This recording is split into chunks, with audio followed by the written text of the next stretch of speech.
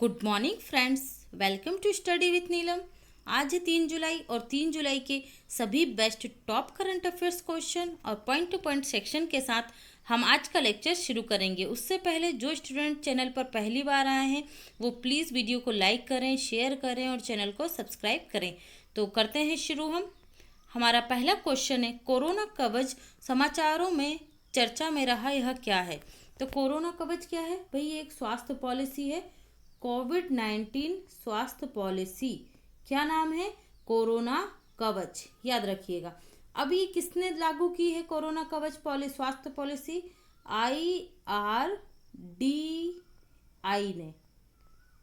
IRDAI बोलते हैं इसको शॉर्ट में, IRDAI।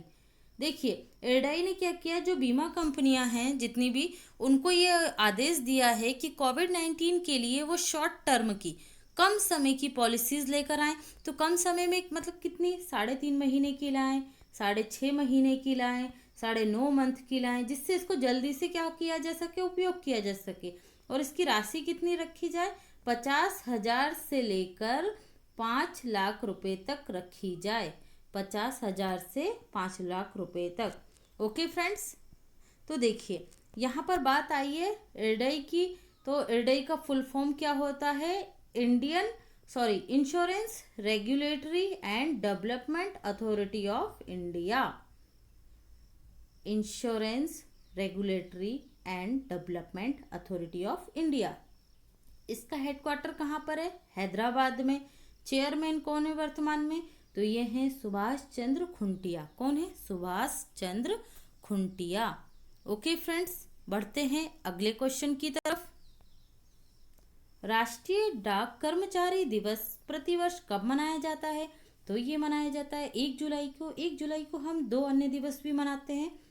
पहला है डॉक्टर दिवस और दूसरा है चार्टर्ड अकाउंटेंट दिवस। चार्टर्ड अकाउंटेंट दिवस, तो आपको तीनों याद रखना है। हम 3 दिवस मनाते हैं। पहला है डाक कर्मचारी दिवस, दूसरा है डॉक्टर दिवस और तीसरा है चार्टर्ड अकाउंटेंट दिवस। इन तीनों में आप ये देख सकते हैं कि ये किसी न किसी पेशे से संबंधित हैं। ये भी कर्मचारी हैं, डॉक्टर भी सेवा करते हैं और चार्टर्ड अकाउंटेंट भी सेवा ही करते हैं, मतलब एक सर्विस से जुड़े हैं तीनों के तीनों। ओके, तो याद करने में आसानी होगी आप लोगों को। तो ये डाक कर्मचारी दिवस कब से मनाना प्रारंभ हुआ? ये प्रारंभ हुआ है 1977 से। क्यों मनाया जाता है? जो डाक कर्मचारी होते हैं उनके कार्यों को सम्मान देने के लिए यह दिवस प्रतिवर्ष 1 जुलाई को मनाया जाता है। ठीक है, चलिए बढ़ते हैं नेक्स्ट क्वेश्चन की तरफ। निम्न में से कौन पुनः आइसलैंड के राष्ट्रपति बन गए हैं? तो पुनः आइसलैंड के राष्ट्रपति बन गए गुडनी जोहानसन। कौन बन गए हैं? गुडनी जोहानसन पुनः राष्ट्रपति बन गए हैं। याद रखिएगा। तो आइसलैंड की कैपिटल क्या है? रिकजेविक। और करेंसी क्या है? ये है Iceland krona. Iceland krona. Okay friends, other options को देख लेते हैं। लाजरस चक्रेवा, ये कहाँ के राष्ट्रपति बने हैं? मलावी। माइकल मार्टिन कहाँ के बने हैं? आयरलैंड। और कुबातवेक बोरोनोवा कहाँ के बने हैं? किर्गिस्तान। कहाँ के बने हैं? किर्गिस्तान के। तो आप लोग सभी ऑप्शनों को अच्छे से याद करते हुए चलिएगा। Next, waste to energy plant निम्न में से किनके मध्य समझौते से विकसित किया जा रहा है? इंडियन ऑयल कॉरपोरेशन, NTPC और दिल्ली नगर निगम, दक्षिण दिल्ली नगर निगम। तो राइट आंसर इस तीनों के सहयोग से स्थापित किया जा रहा है। दिल्ली में वेस्ट टू एनर्जी प्लांट बनाया जाएगा। वेस्ट टू एनर्जी का क्या मतलब होता है? जितना भी कचरा निकलता है, कूड़ा करकट जो रहता है, उसका प्लांट में उपयोग करके उससे विद्युत उत्पन्न करना, फर्टिलाइजर बनाना। ओके, तो ये सब उससे काम किया जाएगा। किस में कन्वर्ट करते हैं उस वेस्ट को? एनर्जी में कन्वर्ट करते हैं। तो इन तीनों के सहयोग से, समझौते से दिल्ली में वेस्ट टू एनर्जी प्लांट स्थापित किया जा रहा है। ध्यान रखिएगा। बात आती है इंडियन ऑयल कॉरपोरेशन की। तो इसके वर्तमान में MD और CEO कौन है? श्रीकांत माधव। कौन है? श्रीकांत माधव। NTPC के कौन है? तो ये हैं गुरदीप सिंह। NTPC के कौन है? गुरदीप सिंह। दोनों का हेडक्वार्टर कहाँ पर है? नई दिल्ली। NTPC और इंडियन ऑयल कॉरपोरेशन, दोनों का हेडक्वार्टर नई दिल्ली में है। दिल्ली अभी चर्चा में, दिल्ली के कौन है भाई? दिल्ली के सीएम कौन है? अरविंद केजरीवाल। गवर्नर कौन है? अनिल बैजल। कौन है? अनिल बैजल। दिल्ली चर्चा में क्यों रहा था? अभी देश का पहला प्लाज्मा बैंक कहाँ स्थापित किया जा रहा है? दिल्ली में। और सेरोलॉजी सर्वे कहाँ किया जा रहा है? दिल्ली में। कोरोना एक्सेस एप्लीकेशन कौन लाया था? दिल्ली सरकार। कोरोना एक्सेस एप्लीकेशन दिल्ली सरकार लाई थी। दिल्ली कोरोना एप्लीकेशन भी दिल्ली सरकार के द्वारा लाया गया था। क्यों लाया गया था कोरोना दिल्ली एप्लीकेशन? इसमें हॉस्पिटल में जो बेड होते हैं उनकी रियल टाइम जानकारी के लिए लाया गया था। ओके। और दिल्ली हाई कोर्ट के चीफ जस्टिस कौन है? DN पटेल। कौन है? DN पटेल। ओके फ्रेंड्स, बढ़ते हैं अगले क्वेश्चन की तरफ। स्किल कनेक्ट फोरम पोर्टल किस राज्य सरकार ने लॉन्च किया है? स्किल कनेक्ट फोरम ये किसने लॉन्च किया है? तो ये किया है कर्नाटक सरकार ने। देखिए, अभी मुझे जब से मैंने वीडियो बनाना शुरू किया तब से मैं आपको बता चुकी हूँ, सभी राज्य सरकारें अपने अपने राज्य के नागरिकों के लिए और जो दूसरे राज्यों में नौकरियां करते थे या मजदूरी करते थे उन श्रमिकों के लिए क्या कर रही हैं? राज्य में ही रोजगार देने के प्रयास कर रही हैं उनके स्किल्स के अनुसार। तो कर्नाटक सरकार ने भी skill connect forum portal launch किया है। इसमें जो मजदूर हैं या जो लोग हैं जिनकी नौकरी कोरोना की वजह से छूट गई है, ठीक है, वो लोग और नियोक्ता का मतलब जो नौकरी देने वाले हैं, इन दोनों से संबंधित पूरी जानकारी, कहाँ जॉब है, किस तरीके की जॉब है, क्या उसके लिए एलिजिबिलिटी है, किस क्षेत्र से आते हैं, किस जिले से आएंगे, क्या उनका काम रहेगा, कितने ईयर्स का उन्हें एक्सपीरियंस है और किस जिले में कितने लोगों की ज़रूरत है, ये सारी इन्फॉर्मेशन जो रहेगी वो इस पोर्टल पे रहेगी, जिससे जिन्हें नौकरी चाहिए या जिन्हें काम चाहिए वो लोग और जो देने वाले काम है, जो नियोक्ता हैं, उन दोनों को ही इस पोर्टल्स की सहायता से क्या मिलेगा? हेल्प मिलेगी कि एक को रोजगार लेने में और एक को रोजगार देने में। ओके फ्रेंड्स, तो बात आई है कर्नाटक की, तो कर्नाटक के सीएम कौन है? VS येदियुरप्पा। कौन है? VS येदियुरप्पा। कर्नाटक की कैपिटल क्या है? बेंगलुरु। कैपिटल क्या है? बेंगलुरु। गवर्नर कौन है? गवर्नर है बजूभाई बाला। बजूभाई बाला गवर्नर है। ओके। कर्नाटक से आपको ये याद रखना, विजयवाड़ा किस नदी के किनारे है? कृष्णा नदी के किनारे। और यहाँ से एक और था, नौकरी की तलाश में जो नियोक्ता होते हैं, हाँ ये अपना क्लियर हो चुका है। जन सेवक जो योजना थी ये यहीं की सरकार ने प्रारंभ की थी, कर्नाटक सरकार ने। जन सेवक योजना और नमस्ते ओवरहैंड योजना, ये दो योजना आपको याद रखना है। नमस्ते ओवरहैंड योजना किसने शुरू की थी? तो ये भी शुरू की थी कर्नाटक ने। और जनसेवक योजना तो ये भी कर्नाटक ने ही शुरू की थी। बढ़ते हैं अगले क्वेश्चन की तरफ। सांस्कृतिक सद्भाव मंडप समाचारों में रहा यह क्या है? तो देखिए, मुख्तार अब्बास नकवी ने उद्घाटन किया। आर्थिक सांस्कृतिक कौशल विकास के लिए यह बनाया गया है और यूपी के रामपुर में स्थापित किया गया। तो राइट आंसर होगा, तीनों ही सही हैं। देखिए, जो मुख्तार अब्बास नकवी हैं ये क्या है? राज्यसभा सदस्य हैं। ये अपना इलेक्शन हार गए थे और रामपुर से ही ये हैं, है ना। रामपुर का ये इनका क्षेत्र था जहाँ पर ये कार्य करते हैं। ये जो सेंटर बनाया गया है सांस्कृतिक सद्भाव, ये आर्थिक, सामाजिक, धार्मिक और कौशल विकास के लिए उपयोग किया जाएगा। एक ऑर्गेनाइजेशन के टाइप का है ना, हॉल जैसे धर्मशालाएं वगैरह होती हैं, तो ये उसके लिए उपयोग किया जाएगा सभी तरीके के कार्यों के लिए। कहाँ पर है? यूपी के रामपुर में। मुख्तार अब्बास नकवी कौन से मंत्री हैं हमारे? तो ये केंद्रीय अल्पसंख्यक मामलों के मंत्री हैं। केंद्रीय अल्पसंख्यक मामलों के मंत्री हैं, ये आपको ध्यान में रखना है। तो ये जो सेंटर बनाया जा रहा है ये 92 करोड़ की लागत से बनाया जा रहा है और इसका उद्घाटन किसने किया है? अभी मुख्तार अब्बास नकवी ने ही किया है। ओके फ्रेंड्स, बढ़ते हैं अगले क्वेश्चन की तरफ। स्विगी मनी समाचारों में रहा यह क्या है? डिजिटल वॉलेट है, कोरोना मरीजों के लिए हेल्प डेस्क है, कोरोना मरीजों के लिए ऑनलाइन फंड है, उपरोक्त में से कोई नहीं। तो राइट आंसर होगा डिजिटल वॉलेट है। ठीक है, ICICI बैंक और स्विगी ने मिलकर ये डिजिटल वॉलेट लॉन्च किया है। कौन है इसके साथ साझेदार? तो ये याद रखिएगा, ICICI बैंक है और स्विगी मनी है। दोनों ने क्या लॉन्च किया है? मिलकर डिजिटल वॉलेट वो लॉन्च किया है। आप कोई भी भुगतान करेंगे तो आप स्विगी वॉलेट से भी आप भुगतान कर सकेंगे। तो स्विगी की बात आई है, स्विगी का हेडक्वार्टर कहाँ पर है भाई? तो हेडक्वार्टर है बेंगलुरु में। कहाँ है? बेंगलुरु में। इसके सीईओ कौन है? इसके सीईओ हैं श्री हर्ष मजेटी। हर्ष मजेटी, याद रखिएगा, हर्ष मजेटी। आईसीआईसीआई, इसका हेडक्वार्टर कहाँ पर है? हेडक्वार्टर आईसीआईसीआई का मुंबई में है। और इसके एमडी सीईओ कौन है वर्तमान में? तो हैं संदीप बख्शी। कौन है? संदीप बख्शी, आईसीआईसीआई के। ओके फ्रेंड्स, बढ़ते हैं अगले क्वेश्चन की तरफ। ई किसान धन ऐप निम्न में से किस बैंक के द्वारा लॉन्च किया गया है? ई किसान धन ऐप, तो ये लॉन्च किया है एचडीएफसी बैंक ने। किसने लॉन्च किया है? एचडीएफसी बैंक ने लॉन्च किया है ई किसान धन ऐप।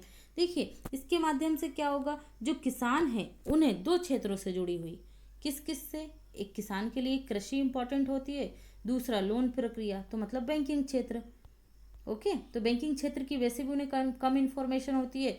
अगर कोई ज़्यादा अच्छे से है तो वो लोग यूज़ कर लेते हैं सरकार की योजनाओं का।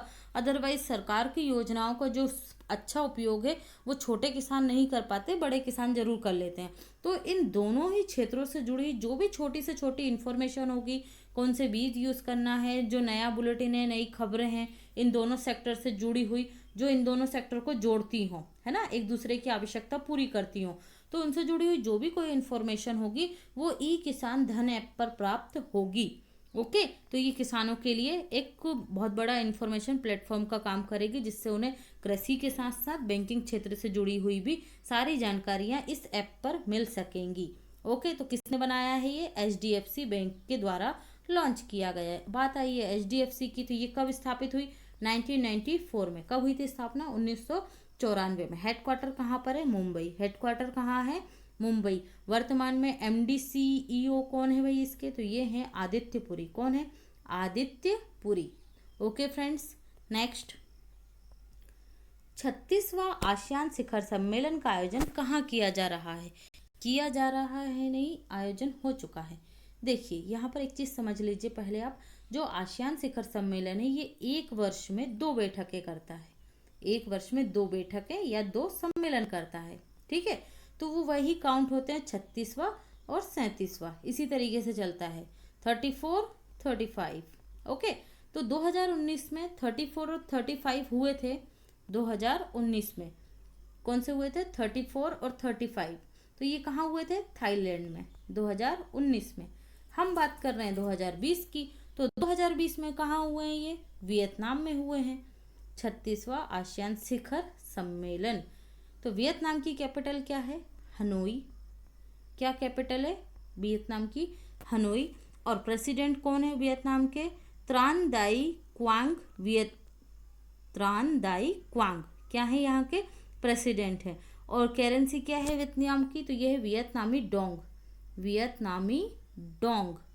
ओके फ्रेंड्स, देखिए, अब सम्मेलन हुआ है तो फिजिकली तो मिले नहीं होंगे, तो कैसा सम्मेलन हुआ है? वर्चुअल, ठीक है। सभी ऑनलाइन आ गए थे और सभी ने मिलकर क्या कर लिया? ये सम्मेलन को आयोजित कर लिया। बैठक की अध्यक्षता किसने की है?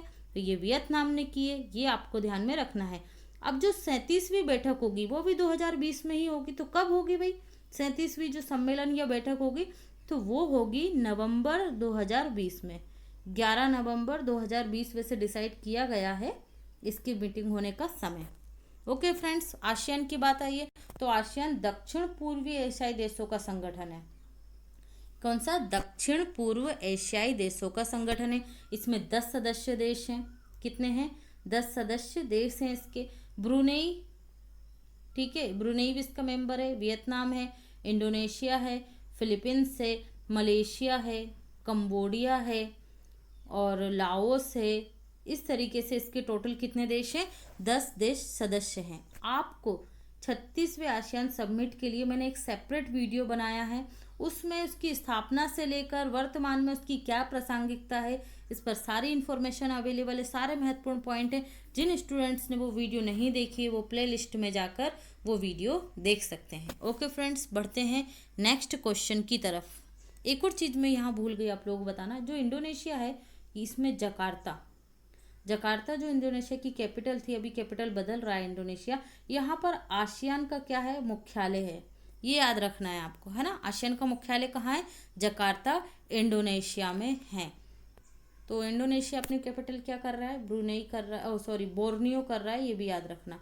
बोर्नियो जो इंडोनेशिया का सबसे बड़ा द्वीप है ना, उसी पर अपनी ये कैपिटल बनाएगा। चलिए बढ़ते हैं अगले क्वेश्चन की तरफ। हाल ही में डोनाल्ड ट्रंप के खिलाफ गिरफ्तारी वारंट किस देश में जारी किया गया है? यह किस देश द्वारा जारी किया गया है? तो ये किसने जारी किया है? ईरान ने। ईरान और अमेरिका की जो प्रॉब्लम है, जो टेंशन है, उससे आप सभी लोग अवगत होंगे। अमेरिका ने क्या किया था, जो ईरान के इस्लामिक रेवोल्यूशनरी गार्ड कॉर्प्स है, इस्लामिक रेवोल्यूशनरी गार्ड कॉर्प्स, उसके जो जनरल थे, कौन थे? कासिम सुलेमानी। कासिम सुलेमानी, उनको क्या करवा दिया था अमेरिका ने? उनको मरवा दिया था, है ना। और उसके बाद ईरान में अमेरिका के खिलाफ बहुत ज़्यादा विरोध प्रदर्शन हुए, दोनों सरकारों में यह टकराव का मुद्दा भी बन गया। तो ये जो ईरान की गवर्नमेंट है, इसने इंटरपोल की सहायता से डोनाल्ड ट्रंप के खिलाफ गिरफ्तारी वारंट जारी किया है, लेकिन इसका कोई फर्क पड़ेगा नहीं, है ना। उनने इनके खिलाफ जारी तो कर दिया, लेकिन कोई, आप लोग खुद समझ सकते, कोई इतना बड़ा इश्यू नहीं है। अब बात आई है इंटरपोल की। यहाँ इंपॉर्टेंट क्या हो गया? इंटरपोल। तो इंटरपोल की स्थापना कब की गई थी? ये की गई थी 1923 में। इंटरपोल की स्थापना 1923। हेडक्वार्टर कहाँ पर है? हेडक्वार्टर है लियोन, फ्रांस। कहाँ है? लियोन, फ्रांस में इसका हेडक्वार्टर है। वर्तमान में इंटरपोल के अध्यक्ष कौन है? किम योंग यांग। किम जोंग यांग। किम जोंग यांग। ओके फ्रेंड्स, बात आई है ईरान की, तो ईरान की कैपिटल क्या है? तेहरान है। क्या है? तेहरान। और ईरान की मुद्रा भी इसने बदल ली है, तो ये क्या हो गई है? तोमान। क्या हो गई है? तोमान। कासिम सुलेमानी को जब अमेरिका द्वारा मारा गया, तो इस्लामिक रेवोल्यूशनरी गार्ड के अब कौन बन गए जनरल? तो ये बन गए इस्माइल कानी। ये याद रखना है आपको, इस्माइल कानी। ओके फ्रेंड्स, बढ़ते हैं नेक्स्ट क्वेश्चन की तरफ। तो ये था हमारा टॉप करंट अफेयर्स। अब हम शुरू करेंगे point to point section. Global peace index 2020 में आइसलैंड टॉप पर रहा। कितने देशों में? 163 देश थे इसमें। और भारत का कौन सा स्थान रहा ग्लोबल पीस इंडेक्स में? 141वां। पीसी महालनोबिस पुरस्कार प्रथम बार किसको दिया जा रहा है? तो ये दिया जा रहा है सी रंगराजन को। जो पहली चीजें पहली बार होती हैं, वो आपके एग्जाम पॉइंट ऑफ व्यू से इंपॉर्टेंट हो जाती हैं। सी रंगराजन कौन थे? ये आरबीआई के पूर्व गवर्नर थे। आरबीआई के पूर्व गवर्नर, इन्हें कौन सा अवार्ड दिया गया? PC Mahalanobis award. किस उपलक्ष्य में? सांख्यिकी दिवस के उपलक्ष्य में। कब मनाया जाता है सांख्यिकी दिवस? 29 जून को मनाया जाता है प्रतिवर्ष। और ये महान सांकेतिक विशेषज्ञ थे। कौन? पीसी महालनोबिस। कौन सी पंचवर्षीय योजना बनी थी इनके मॉडल पर? द्वितीय पंचवर्षीय योजना बनी थी। बहुत आता है जीके में क्वेश्चन, याद रखिएगा। केंद्रीय सांख्यिकी मंत्री कौन है वर्तमान में? राव इंद्रजीत सिंह है। राष्ट्रीय सांख्यिकी दिवस प्रतिवर्ष कब मनाया जाता है? 29 जून को मनाया जाता है। अंतरराष्ट्रीय सांख्यिकी दिवस 5 वर्षों के अंतराल पर मनाया जाता है। पहली बार कब मनाया गया था? सन 2000 में, फिर 2005, 2010, 2015 और अब 2020 में। कब मनाया जाएगा? 20 अक्टूबर को। आपको ये ध्यान रखना है कि 5 वर्षों के अंतराल पर 20 अक्टूबर को ही मनाया जाता है अंतर्राष्ट्रीय सांख्यिकी दिवस। ओके फ्रेंड्स, चलिए बढ़ते हैं अगले पॉइंट की तरफ। वर्तमान में देश के अटॉर्नी जनरल कौन है? के वेणुगोपाल है। कोविड-19 के कारण इनका कार्यकाल कितना बढ़ा दिया गया है? 1 वर्ष। देश के सॉलिसिटर जनरल कौन है? तुषार मेहता। इनके कार्यकाल में कितने वर्ष की वृद्धि की गई है? 3 साल की वृद्धि कर दी गई है, या 3 वर्ष की। लखनऊ किस नदी के किनारे है? तो गोमती नदी के किनारे है। कोलकाता किस नदी के किनारे है? हुगली नदी के किनारे है। गुजरात के लोथल में देश का पहला क्या बन रहा है? समुद्री संग्रहालय स्थापित किया जा रहा है। समुद्री संग्रहालय कहाँ बन रहा है? लोथल में बन रहा है। बिम्बेक्स एक्सरसाइज किन देशों के मध्य होती है? भारत और वियतनाम के मध्य होती है। किस किस के मध्य? भारत और वियतनाम के मध्य होती है। भारतीय रेलवे ने अपना वेस्ट टू एनर्जी प्लांट कहाँ स्थापित किया है? भुवनेश्वर। देखो, अभी हमने पढ़ा कि दक्षिणी दिल्ली नगर निगम और एनटीपीसी और इंडियन ऑयल कॉरपोरेशन मिलकर वेस्ट टू एनर्जी प्लांट कहाँ स्थापित कर रहे हैं? दिल्ली में। इससे पहले मैंने आपको 2 दिन पहले ही पढ़ाया था, छत्तीसगढ़ में देश का सबसे बड़ा वेस्ट टू एनर्जी प्लांट स्थापित करा है ना। 500 टन कचरा प्रतिदिन से ये क्या करेगा, बिजली का उत्पादन करेगा, खाद्य बनाएगा, फर्टिलाइजर जो होते हैं वो बनाएगा। तो आपको तीनों जगह का याद रखना है। अगर बात क्वेश्चन रेलवे का है तो ये कहाँ बन रहा है, भुवनेश्वर उड़ीसा में, है ना, waste to energy plant. Chhattisgarh की आए तो देश के स्तर पर है तो छत्तीसगढ़ बना रहा है सबसे बड़ा चीज, छत्तीसगढ़ सरकार का दावा है ना, ध्यान रखिएगा। 500 टन कचरा प्रतिदिन। और अभी किसने समझौता किया है हाल ही में, तो इंडियन ऑयल कॉर्पोरेशन और दिल्ली और एनटीपीसी, ठीक है, ये तीनों मिलकर कर रहे हैं। तो तीनों ही क्वेश्चन रिलेटेड है, वेस्ट टू एनर्जी प्लांट का नाम आता है तो आप तीनों को याद करना। विश्व bank 15 crore MSME, medium small जो रहती हैं अपने सूक्ष्म लघु एवं मध्यम उद्योग, है ना, इनके लिए क्या करेगी, 750 मिलियन डॉलर की सहायता करेगी। कौन करेगी, विश्व बैंक। जितने भी विश्व में हैं एमएसएमई उनको देगी 750 मिलियन डॉलर की सहायता। विश्व बैंक ने तमिलनाडु की आवास परियोजनाओं के लिए कितना धन आवंटित किया है भाई, 250 मिलियन डॉलर ऋण की मंजूरी दी है। याद रखिएगा किस राज्य के लिए, तमिलनाडु के लिए। विप्रो इन्फोसिस का मुख्यालय किस में, कहाँ पर है, किस शहर में, तो बेंगलुरु में है। जियोलॉजिकल सर्वे ऑफ इंडिया का हेडक्वार्टर कहाँ पर है, तो ये कोलकाता में है। जियोलॉजिकल सर्वे ऑफ इंडिया का हेडक्वार्टर कलकत्ता में है। इंटरनेशनल शूटिंग फेडरेशन का हेडक्वार्टर कहाँ पर है, म्यूनिख जर्मनी में है। International shooting federation Munich Germany. Salt lake stadium कहाँ पर है, कलकत्ता में है।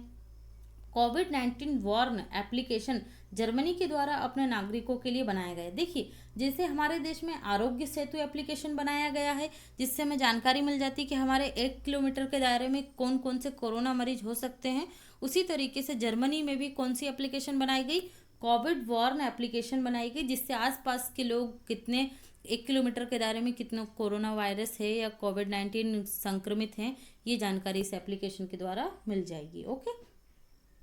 डिजिटल लेन देन में प्रथम स्थान पर कौन सा शहर रहा है देश में, तो ये बेंगलुरु रहा है, ध्यान में रखिएगा।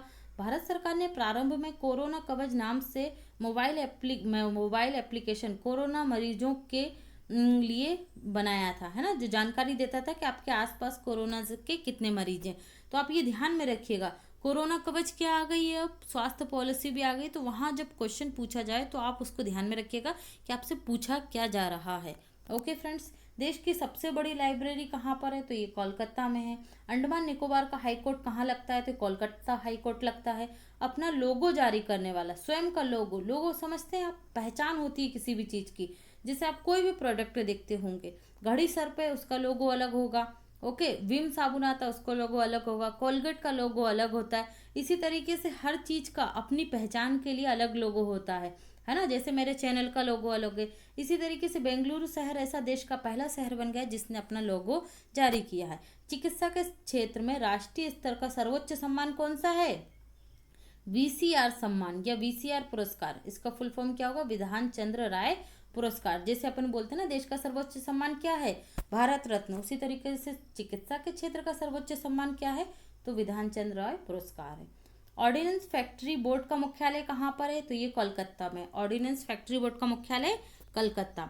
वर्ष 2019 में सब्जियों के उत्पादन में शीर्ष राज्य कौन सा रहा, पश्चिम बंगाल। तो फलों के उत्पादन में कौन सा रहा, तो ये कौन सा रहा है आपका आंध्र प्रदेश। और प्रति हेक्टर जो गेहूं के उत्पादन में पंजाब को पीछे छोड़ते हुए कौन सा राज्य भी टॉप कर रहा है, तो ये अपना प्यारा मध्य प्रदेश है। ओके, चलिए। Silicon valley of India Bengaluru को कहा जाता है। सिलिकॉन वैली ऑफ इंडिया किसे कहा जाता है, बेंगलुरु को। बहुत आता था ये क्वेश्चन, अभी भी आ सकता है। और वैसे सिलिकॉन वैली कहाँ पर है, तो ये यूएसए में है।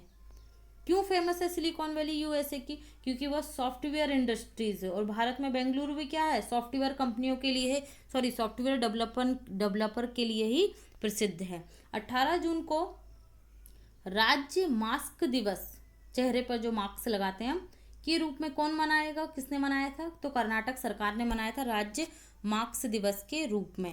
Nagarhole national park, Bandipur national park और बन्नेरघट्टा नेशनल पार्क, ये तीनों किस राज्य में है, तो ये कर्नाटक राज्य में है।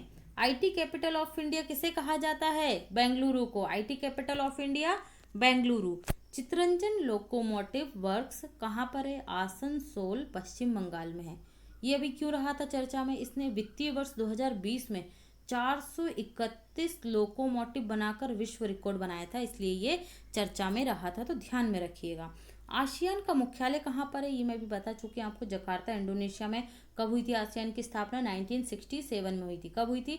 1967 में। इंडोनेशिया की कैपिटल, सॉरी ये ब्रुनेई लिखा गया, बोर्नियो होगी। क्या होगी इंडोनेशिया की कैपिटल? बोर्नियो होगी, है ना। ये इंडोनेशिया का सबसे बड़ा द्वीप है भाई। कोरोना वॉच कर्नाटक सरकार के द्वारा कोरोना मरीजों के मूवमेंट को ट्रैक करने के लिए बनाया गया था। अब 3 बार हो गया है ये, तो आप लोग ध्यान में रखिएगा कोरोना वॉच को। ओके, चलिए। मारियो गोमेज फुटबॉल खिलाड़ी हैं जिन्होंने अभी संन्यास लेने की घोषणा कर दी है। कौन है? Mario Gomez. क्या खेलते हैं? फुटबॉल खेलते हैं। कहाँ के खिलाड़ी हैं? जर्मनी के। तो तीनों ही इंपॉर्टेंट हैं, तीनों पॉइंट को याद रखिएगा आप लोग। स्विट्जरलैंड की कैपिटल क्या है भाई? बर्न है। क्या है कैपिटल? बर्न। आई फ्लो मुंबई, मेघ संदेश बेंगलुरु, ये दोनों शहरों में स्थापित किए गए। दोनों क्या है? चेतावनी तंत्र हैं। अगर बाढ़ आती है तो ये सरकार को या वहाँ के सिस्टम को, नगर निगम को, जो भी स्थानीय स्तर पर अथॉरिटीज है उनको क्या कर देता है? सतर्क कर देता है। राष्ट्रीय चिकित्सक दिवस की थीम क्या थी? Lesson the mortality of covid. Lesson the mortality of covid. Asansol railway station पर देश का पहला रेलवे रेस्टोरेंट बना है, जिसका नाम क्या है? Restaurant on wheel. ये ध्यान में रखिएगा, रेस्टोरेंट ऑन व्हील। और विशाखापट्टनम पे क्या बना है? विशाखापट्टनम रेलवे स्टेशन पे भाई देश का पहला फन जोन बना है। कहाँ पर? विशाखापट्टनम रेलवे स्टेशन पर फन जोन, है ना। ट्रेन लेट हो गई है, जो बच्चे होते हैं उनको खेलने के लिए जो पार्क टाइप का होता है, यहाँ पर बहुत बड़े बड़े जो मतलब बच्चों के खेलने के फिसल पट्टी होती है, इस तरीके के सभी उपकरण वहाँ रखे हुए हैं। जर्मनी की कैपिटल क्या है? बर्लिन है। मुद्रा क्या है जर्मनी की? यूरो है। इसका मतलब क्या हुआ? जर्मनी यूरोपीय यूनियन का सदस्य है। तो कौन सा देश यूरोपीय यूनियन से अलग हुआ है? सभी को पता होगा, ब्रिटेन अलग हो गया है। तो जर्मनी के राष्ट्रपति कौन है? Frank Walter Steinmeier. Frank Walter Steinmeier. और चांसलर कौन है? Angela Merkel. एंजेला मर्केल क्यों चर्चा में रही थी? ये फोर्ब्स के द्वारा जारी की गई सूची में विश्व की सबसे शक्तिशाली महिलाएं थी और उस लिस्ट में इनको पहला स्थान प्राप्त हुआ था। ओके, देश की पहली महिला डॉक्टर कौन थी हमारे देश में? तो ये थी आनंदी गोपाल जोशी। कौन थी? आनंदी गोपाल जोशी। कोलकाता बंदरगाह का नाम बदलकर क्या कर दिया गया? श्यामा प्रसाद मुखर्जी बंदरगाह कर दिया गया है। Buxa tiger reserve, Sundarvan tiger reserve, दोनों ही कहाँ पर है? पश्चिम बंगाल में। देखो सुंदरवन टाइगर रिजर्व अभी चर्चा में रहा था, यहाँ पर पहले 88 बाघ थे, है ना, टाइगर थे, जो बढ़कर अब कितने हो गए? 96 हो गए। तो ये ध्यान में रखिएगा। 1 जुलाई को राष्ट्रीय चार्टर्ड अकाउंटेंट डे मनाया जाता है। 1 जुलाई 1949 को Indian institute of chartered accountant of India की स्थापना हुई थी, इसलिए ये 1 जुलाई को क्या मनाया जाता है? चार्टर्ड अकाउंटेंट दिवस मनाया जाता है। मैंग्रोव वन सुंदरवन के वनों को कहा जाता है जो पश्चिम बंगाल में स्थित है। मैंग्रोव वनों की विशेषता क्या है? इनकी जड़ें गहरी होती हैं पानी में, जिससे क्या करते हैं ये तटीय क्षेत्रों में बाढ़ या तूफान या चक्रवात को आने से रोकते हैं। ओके फ्रेंड्स, ये कभी और डिस्कस करेंगे अच्छे तरीके से। छत्तीसगढ़ सरकार ने भारत का सबसे बड़ा वेस्ट टू एनर्जी प्लांट स्थापित किया, जो प्रतिदिन 500 टन कचरे को एनर्जी, फर्टिलाइजर्स और विद्युत 6 मेगावाट विद्युत उत्पादित करेगा प्रतिदिन। ओके, याद रखिएगा। हिंदुस्तान एरोनॉटिक्स का मुख्यालय कहाँ पर है? हॉल का मुख्यालय हिंदुस्तान एरोनॉटिक्स का मुख्यालय बेंगलुरु में है। ओके फ्रेंड्स, तो ये था हमारा आज का करंट अफेयर्स। कैसा लगा आप लोगों को? प्लीज़ ज़रूर कमेंट सेक्शन में बताइएगा।